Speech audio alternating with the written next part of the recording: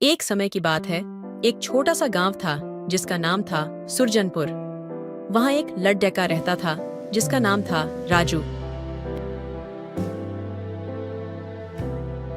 वह एक साधारण परिवार से था, लेकिन उसकी सबसे बड़ी खासियत थी उसका सपना देखना। उसकी आंखों में बड़े बड़े सपने थे, कुछ जादुई और असंभव। एक दिन राजू जंगल में घूमने निकला। चलते चलते वह एक पुराने पेड़ के पास पहुंचा। पेड़ की छाल से अजीब सी चमक निकल रही थी। राजू ने पहले कभी ऐसा पेड़ नहीं देखा था। उत्सुकता में उसने पेड़ के पास जाकर उस छाल को छुआ। जैसे ही उसने छुआ, पेड़ से एक हल्की सी आवाज आई। क्या तुम सच में मदद करना चाहते हो? राजू चौंक गया, लेकिन उसका डर जल्दी ही उत्सुकता में बदल गया। उसने हिम्मत जुटाकर कहा, हाँ, मैं मदद करना चाहता हूँ। उस आवाज ने कहा, मैं एक जादुई आत्मा हूँ जिसे इस पेड़ में बंद किया गया है। अगर तुम मुझे आजाद कर दो तो मैं तुम्हें एक वरदान दूंगी। लेकिन ध्यान रखना, वरदान का इस्तेमाल अच्छे कामों के लिए ही करना होगा। राजू ने वादा किया और पेड़ के पास खुदाई करने लगा।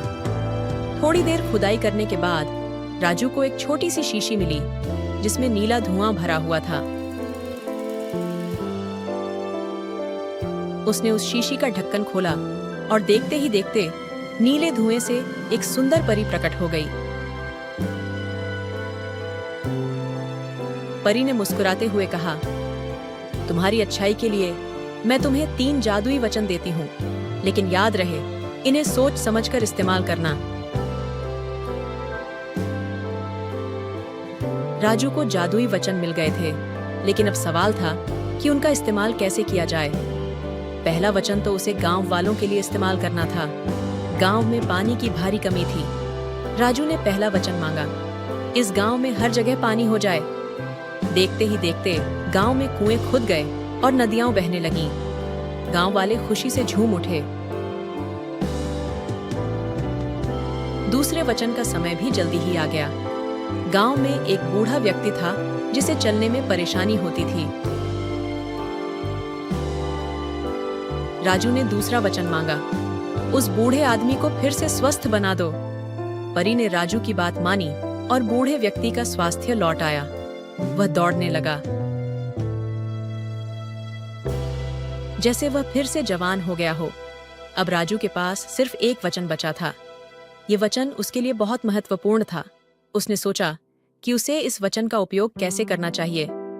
तभी उसे एक नई चुनौती मिली। गांव में एक लालची व्यापारी आ गया था जो गांव वालों को धोखा देकर उनकी जमीन हथियाने की कोशिश कर रहा था। राजू ने सोचा, यह आखिरी वचन है और इसका इस्तेमाल सबसे सही तरीके से करना चाहिए। उसने परी को बुलाया और तीसरा वचन मांगा, इस व्यापारी के दिल में अच्छाई और दया भर दो ताकि वह गांव वालों को नुकसान न पहुंचाए। परी ने अपनी जादुई छड़ी घुमाई और व्यापारी के दिल में अच्छाई भर दी। व्यापारी बदल गया। उसने गांव वालों से माफी मांगी और अपनी सारी गलतियां सुधारी। उसने वह सारी जमीन गांव वालों को वापस दे दी। अब सुरजनपुर गांव फिर से खुशहाल हो गया। राजू ने अपने तीनों वचन सोच समझकर इस्तेमाल किए और गांव को खुशियों से भर दिया। कहानी यहीं खत्म नहीं होती। राजू को अब समझ आ गया था कि असली जादू सिर्फ वचन या वरदानों में नहीं होता, बल्कि अच्छाई, दया और समझदारी में होता है। उसने